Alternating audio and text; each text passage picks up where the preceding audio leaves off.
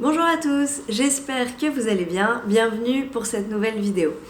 Alors je m'appelle Elisabeth, j'habite au Koweït depuis 2015 et en fait j'aime bien raconter ma vie sur internet et j'ai décidé que YouTube c'était ma nouvelle plateforme. Donc j'avais un blog à propos de ma vie au Koweït que j'ai supprimé et un compte Instagram que j'ai abandonné. Donc voilà, on reprend toutes ces choses sur YouTube.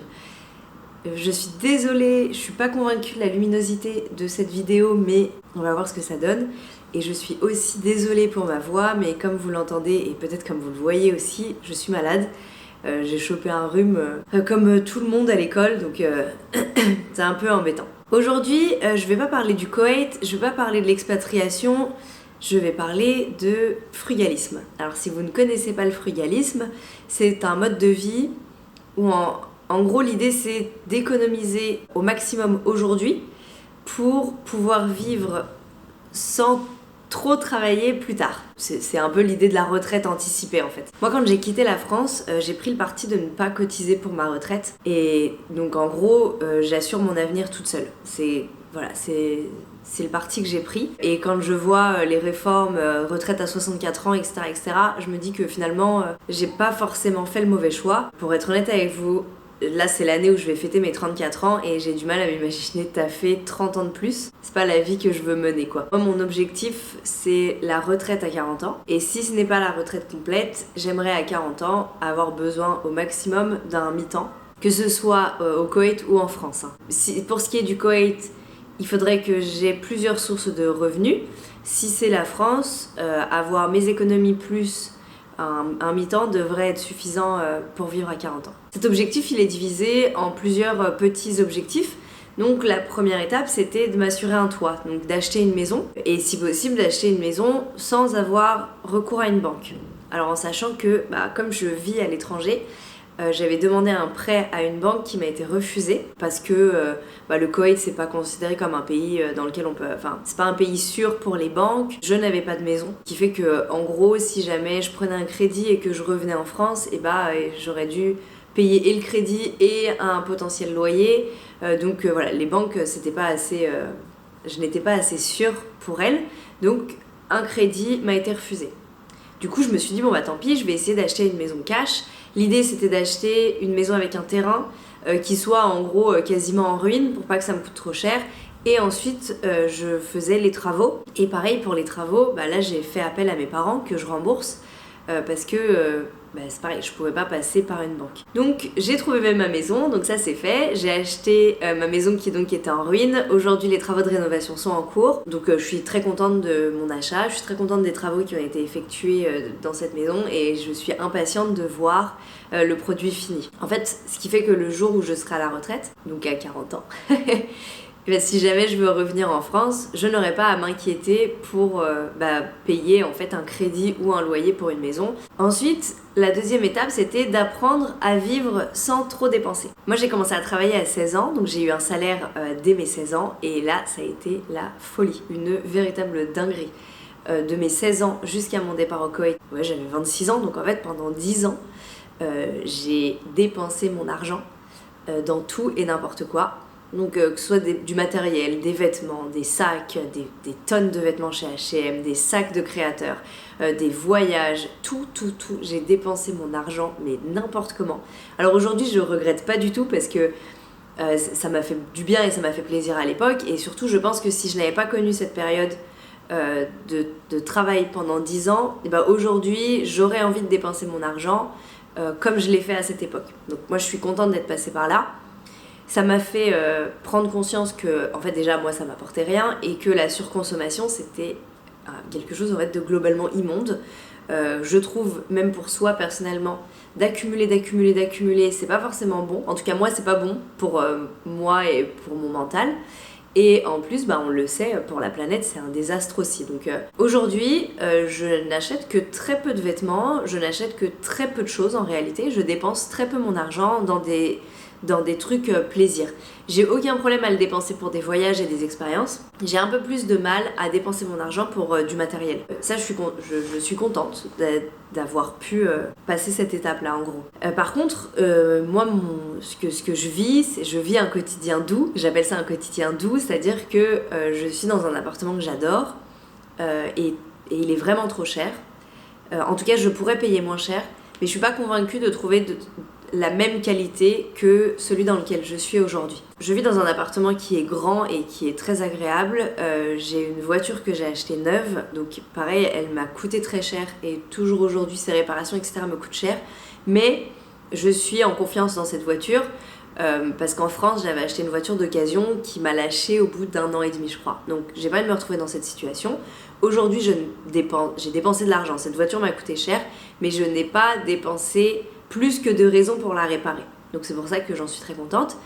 Et je ne regarde pas le prix quand je vais faire mes courses. C'est-à-dire que, évidemment, je regarde les prix, je compare, mais je ne me dis jamais « Ah non, ça je ne peux pas parce que c'est trop cher ». Je me dis plutôt « Bah non, je veux pas dépenser tant dans cette chose-là ». Et pour moi, en fait, c'est ça la richesse, c'est de pouvoir faire ses courses sans s'inquiéter du prix. Donc ça, c'est vraiment 3 choses sur lesquelles je ne peux pas faire l'impasse. Un appartement qui me plaît, une voiture sur laquelle je peux compter en gros, et faire mes courses sans m'inquiéter de savoir si j'ai assez ou pas pour le payer. Et donc la 3e étape, ce serait d'investir, mais en fait pour ça je dois encore me renseigner, me former, etc. donc c'est pas pour tout de suite. Donc comme je le disais, moi mon objectif c'est la retraite à 40 ans, donc ça me laisse 6 ans, un peu 6 ans. Aujourd'hui j'ai 33 ans mais j'ai 34 ans en mars, donc bon. Donc en gros oui, ça me laisse 6-7 ans, et si ce n'est pas la retraite complète, ce serait un mi-temps qui ne soit pas énergivore comme l'est mon travail actuel, parce qu'aujourd'hui en gros j'enseigne le français à 1000 élèves, donc c'est hyper fatigant. À la fin de la journée je suis éclatée, à la fin de la semaine je vous en parle même pas.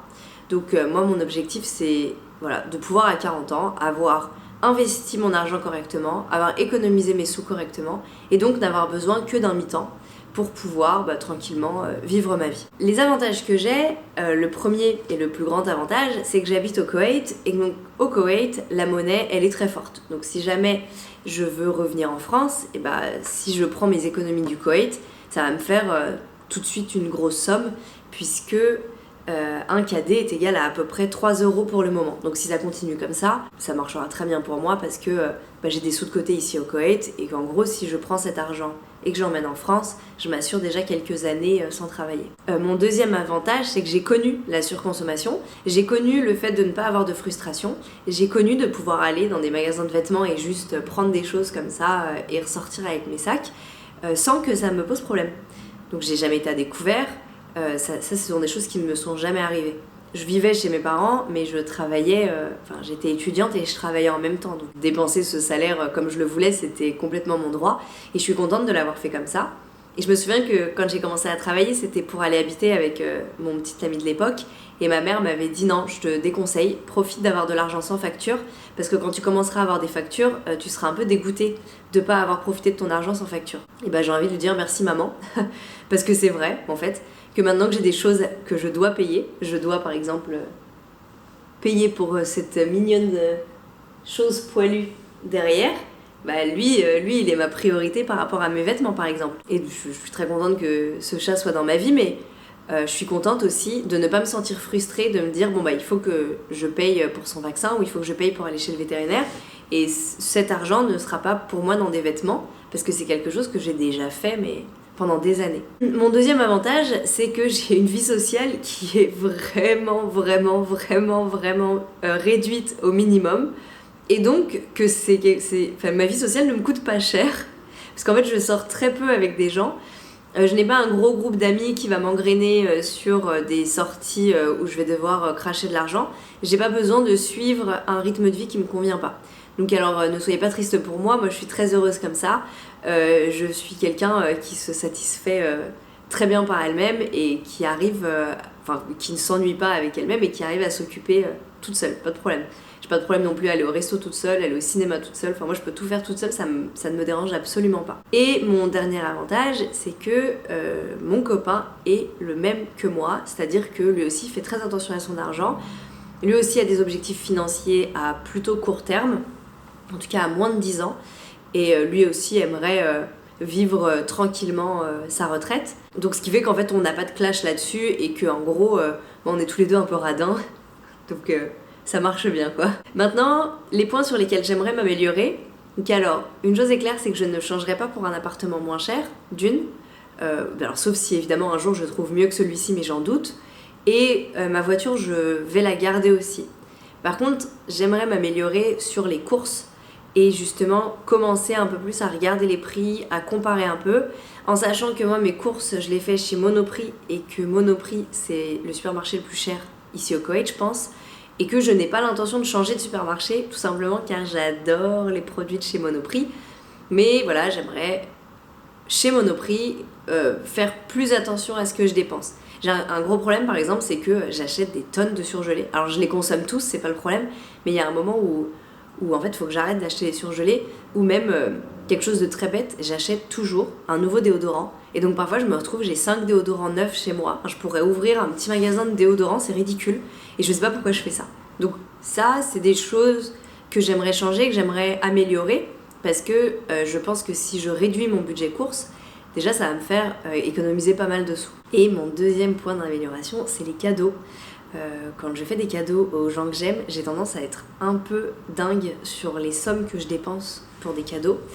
Et alors c'est surtout que je me dis à chaque fois, oui bah c'est rien, oui bah c'est rien, et en fait à la fin je me retrouve à offrir des cadeaux d'une valeur de 300 € sans problème. Et alors j'adore faire des cadeaux, mais en fait je pense que ma famille et mes amis m'aimeront toujours, même si mes cadeaux ne coûtent pas 300 balles quoi.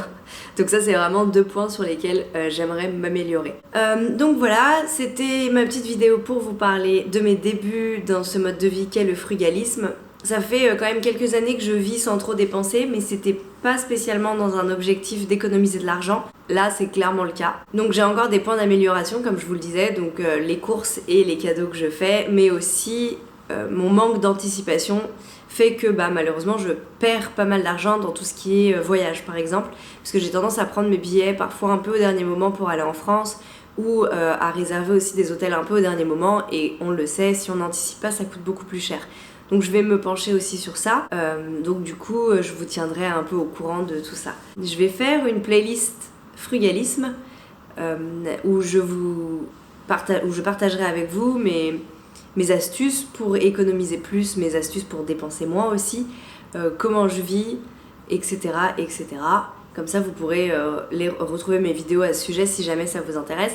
Je ferai aussi une autre playlist pour mes pensées liées à l'expatriation et une playlist pour ma vie vraiment au Koweït, sur le Koweït lui-même. N'hésitez pas à partager avec moi dans les commentaires si vous connaissiez ou non ce mode de vie, ce que vous en pensez, si c'est quelque chose qui vous attire ou non. Vous pouvez aussi liker la vidéo et vous abonner. Moi je vous souhaite une très bonne soirée ou une très bonne journée, et j'espère me rétablir bientôt, comme ça la vidéo de la semaine prochaine sera faite avec une voix peut-être un peu plus agréable pour vous à écouter. Je vous dis donc à la semaine prochaine. Ciao!